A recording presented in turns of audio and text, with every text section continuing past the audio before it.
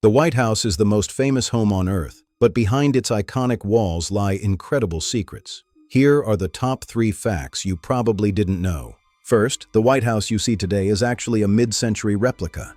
By 1948, the mansion was so unstable that a piano leg famously crashed through the floor. Between 1949 and 1952, the entire interior was gutted.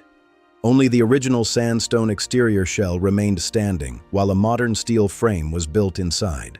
Second, the White House is a subterranean labyrinth. Beneath the East Wing sits a high-security bunker used during national crises like 9/11. Hidden tunnels connect the mansion to the Treasury building, and a massive $86 million project recently expanded the secret network deep beneath the lawn.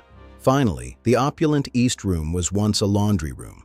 In 1800, Abigail Adams had to dry the family's wet clothes there because the grounds were a muddy mess. Some say her ghost still glides through the room today, carrying a laundry basket through the very halls where grand state dinners are now held.